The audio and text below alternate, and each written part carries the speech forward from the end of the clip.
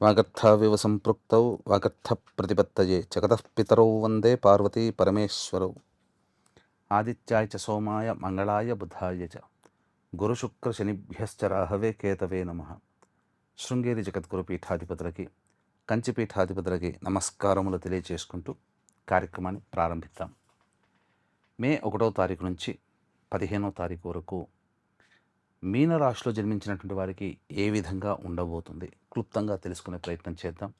పూర్వభాద్ర 4 పాదాలు, ఉత్తరాభాద్ర 4 పాదాలలో జన్మించిన వాళ్ళు, అలాగే పూర్వభాద్ర 4వ పాదంలో జన్మించిన వాళ్ళు, రేవతి 4 పాదాలలో జన్మించినటువంటి వాళ్ళు ఈ మీనరాశి వారికి చెందిన వారిగా గుర్తిస్తారు.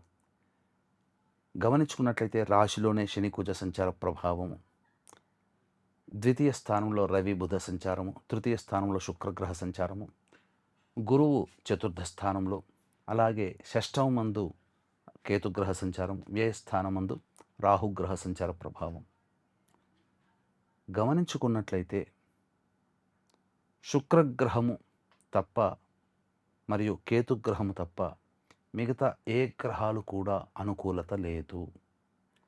కాబట్టి ఈ మీనరాశిలో జన్మించినటువంటి వాళ్ళు ఖచ్చితముగా మీరు కొలిచే మీ ఇష్టదైవము, మీ కులదైవము ఎప్పుడూ మీకు తోడై ఉండాలని కోరుకోండి. ఎందుకంటే ఏ పని చేసినా దైవానుగ్రహమే ప్రతి మానవుడికి కావాలి. ప్రధానంగా కన్ఫ్యూజన్ స్టేటస్ని ఇస్తాడు. అంటే ఏ పని చేయాలన్నా ఆ పనులల్లో మనము ఒక మాయలో పడిపోతాం.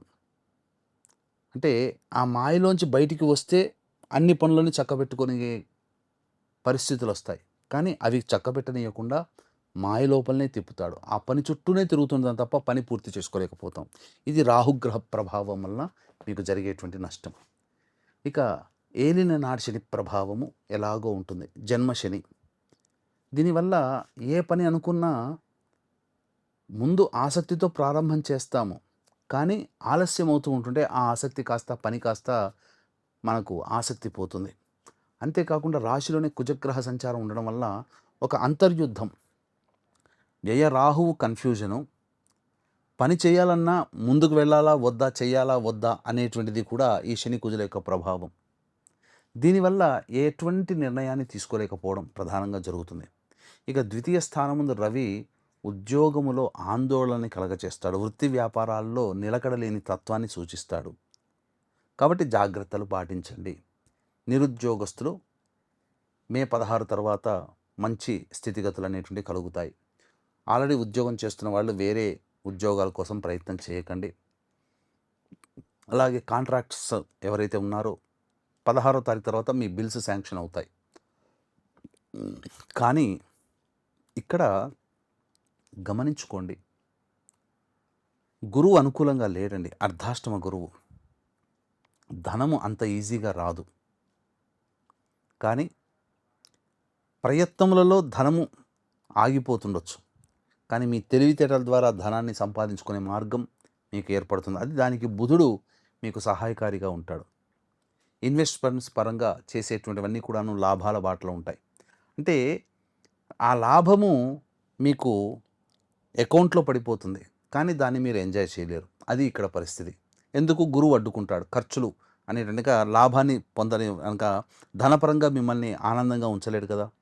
క్యాష్ రూపంలో మీరు చేతిలో ఎంజాయ్ చేయలేరు, కానీ అకౌంట్ రూపంలో మీకు ఆ బుధుడు అనుకూలంగా ఉండనిస్తాడు. శుక్రగ్రహ సంచారము అనుకూలంగా ఉంటుంది. నూతన వ్యక్తులు పరిచయం అవుతారు. ముఖ్యంగా స్త్రీలు భవిష్యత్తులో మీ జీవితంలో ఒక బాట ఏర్పడడానికి మార్గం ఏర్పడుతుంది. ఇది మీకు సంబంధించినటువంటిది. అర్ధాష్టమ గురువు ప్రతి పనులలో ఆటంకాలు, అలాగే ఏమాత్రం కూడా ధనపరంగా ఏది ఆశించినా ఆశించినంత మేర ధనలబ్ధి అనేటువంటిది మీకు కలగదు. కాబట్టి ఎక్కువగా కష్టపడాలి, దైవానుగ్రహం ఎక్కువగా పెంపొందించుకునే ప్రయత్నం చేయాలని గ్రహం సూచన చేస్తుంది. ఇక గమనించుకున్నట్లయితే ప్రధానంగా నిరుద్యోగస్తులు వేచి చూడక తప్పదు. మే 16 తర్వాత మంచి స్థితిగతులు.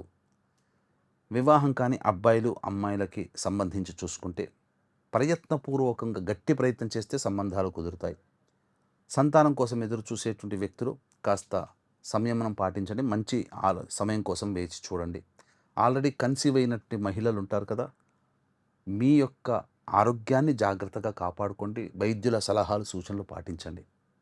ఏతావాత చెప్పొచ్చేది ఏమిటంటే, ఈ మీనరాశిలో జన్మించినటువంటి వారికి సాధారణమైనటువంటి ఫలితాలు కలుగుతాయి. అందుకే మీరు ఎంతో ఇష్టపడి వేడుకునే మీ ఇష్టదైవము, మీరు కొలిచే మీ కులదైవము సదా మిమ్మల్ని రక్షించాలి. అలాగే దీనికి దైవానుగ్రహం కూడా తోడై ఉండాలి మీ ప్రయత్నంతో పాటు. ఇట్టి దైవానుగ్రహం అందరికీ అందించాలనే సదుద్దేశంతో మే 1వ తారీఖు వైశాఖ పౌర్ణమి సందర్భంగా, అలాగే మే 12వ తారీఖు రోజున హనుమత్ జయంతి సందర్భంగా సాయంకాలం 6 గంటలకి మన పీఠమాధ్వర్యంలో మీ జాతకరీత్యా కలుగు విద్య, వివాహ, ఉద్యోగ, దాంపత్య, అనారోగ్య సమస్యల నివారణకి, అలాగే మేష, మిథున, కర్కాటక, సింహ, కన్య, వృశ్చిక, ధనస్సు, కుంభ, మీన రాశిలో జన్మించిన వారికి శనిదోష నివారణార్థమై సర్వదోష నివారణ పూజలు, హోమాలు, శనిదోష నివారణ పూజలు జరిపించి శక్తిపాతము చేసినటువంటి కరుంగలి మాల ఇవ్వడం జరుగుతుంది. అవకాశం ఉన్నటువంటి వాళ్ళు మే 1, 12వ తారీఖు రోజున సాయంకాలం 6 గంటల లోపల మీ గోత్రనామాదులు నమోదు చేసుకోవచ్చు. ఇక క్లుప్తంగా 1వ తారీఖు నుంచి 15వ తారీఖు వరకు రోజువారీ కార్యక్రమాల్లో ఎలా ఉండబోతుందో తెలుసుకునే ప్రయత్నం చేద్దాం. 1, 2 తేదీలలో ప్రశాంతత లోపిస్తుంది. ఏదో ఒక భయం మిమ్మల్ని వెంటాడుతుంది. ఖర్చులు అధికంగా ఉంటాయి. ఒక జిగ్జాగ్ లాగా ఉంటుంది. ఏ నిర్ణయాన్ని తీసుకోలేకపోతారు. ప్రతిదీ కూడాను ఆటంకాలు ఎదురవుతాయి. నిద్ర పట్టకపోవడం లాంటి లక్షణాలు ఉంటాయి. జాగ్రత్తలు పాటించండి. 3, 4, 5 ఈ తేదీలలో ముఖ్యంగా మీ సంతానంతో విరోధాలు ఏర్పడే అవకాశం, సంతానం మూలకంగా ఖర్చుల సమస్యలు ఉంటాయి. అలాగే బంధుమిత్రులతో కలహాలు ఏర్పడే అవకాశం ఉంటుంది. ఖర్చులు కూడా అధికంగా ఉంటాయి. జాగ్రత్తలు పాటించండి. ఇక 6, 7, 8, 9, 10 ఈ తేదీలలో అన్ని విధాలుగా సుఖ సంతోషాదులతో ఉంటారు. బంధుమిత్రులతో ఆనందంగా గడుపుతారు. ఖర్చుకు మించిన ఆదాయాలు కూడా ఉండడం అన్ని విధాలుగా బాగుంటుంది. రాని బాకీలు వసూలవుతాయి. చక్కగా మీరు విహారయాత్రలు కూడా వెళ్ళే అవకాశాలు గోచరమవుతున్నాయి. 11, 12 ఈ తేదీలలో ఖర్చులు అధికంగా ఉంటాయి. మానసిక ప్రశాంతత లోపిస్తుంది. అలాగే అనారోగ్య లక్షణాలు కూడా ఉంటాయి. మోకాళ్ళు, కాళ్ళ నొప్పులతో బాధపడే అవకాశాలు గోచరమవుతున్నాయి. 13, 14 ఈ తేదీలలో పెండింగ్లో ఉన్నటువంటి పనులను పూర్తి చేసుకుంటారు. ముఖ్యంగా పాత మిత్రులను కలుసుకుంటారు. విందులు, వినోదాల్లో పాల్గొంటారు.